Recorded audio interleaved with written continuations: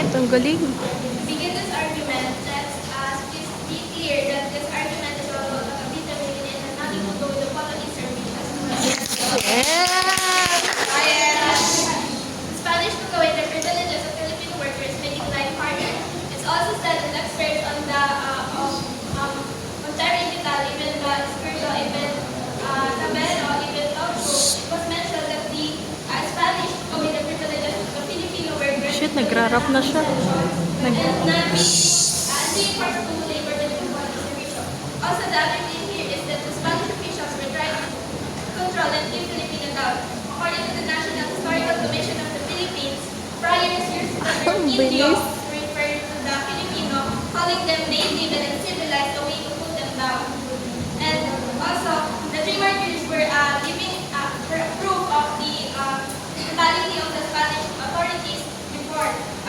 They were executed in the Bagong Bayan known as Rizal Park year 1872, only to maintain Spanish control over the country. So to support this claim, the documentary stated that only through the accusations were the prince were punished, an accusation made by John Dua, a member of the rebellion, a member of the Cavite Mutiny, but only blamed Father Burgos in an attempt to save his own life. Love the And Philippines. another claim, the Filipino people were just trying to fight back against injustice.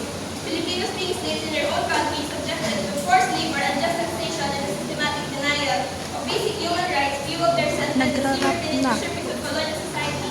But the Cavite Mutiny was brutally suppressed as soon as Ingong versus death in February 17, 1872 wasn't a planned revolution. Pag ganyan ang kabilis mamaya. Instead, it was Ano just a mo? desperate Nagrarap din of ako. rebellion of Filipino workers against the specific injustices. Ay, tapikin mo ko pag masyadong the mabilis. documentary itself, it was a spontaneous act of anger and frustration by people who had been punished too far. It was involved by about 200, only 200 Filipino workers, and it was easily crushed by the Spanish authorities. So I'll say that it is a rebellion if it was easily crushed. Also, the Spanish response was a calculated attempt to suppress Filipino nationalism. An example here is the Rebellion of the Scholar Liberal, a student movement led by Felipe Camino in 1869 together with other members including Pascal Rizal, Mariano Alejandrino, Gregorio Sanchano, and Basilio Teodoro, also at the University of Santo Tomas. The students were only calling for educational reforms in the university through anonymous leaflets scattered through the university. However, they were accused and when Camino was even arrested and in the night, and Sanchano himself said that it was just a harmless and peaceful act, but the Spanish officials said it was political because they said they targeted Tumingin ka sa buong ko. order in how it was really a movement to maintain control and Yan, talagang ganon mo. But lastly, the Cavite Mutiny was only used as an excuse to kill Gomberta. It was proved in the countryside. It was seen as a powerful religious leaders who controlled a lot of Yan land nga. and money in the Philippines. They even had significant control over education and international. Sasabihin mo ba yan? The friars, they have given control functions of government on local level. They see Gomberta as a threat to their power and control in the government. And Ito. Hindi. bishops, an example for this is the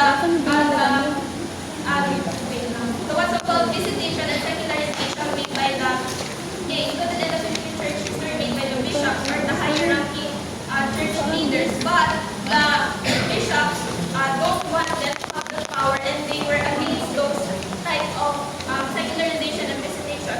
And according to Father Schumacher, a historian about who wrote the Cavite Mutiny and wrote of Freemasonry, he identifies Maximo Inocencio, Santo Andrea, and Enrique Paraiso, all Freemasons, as the key figures are listed in the mutiny.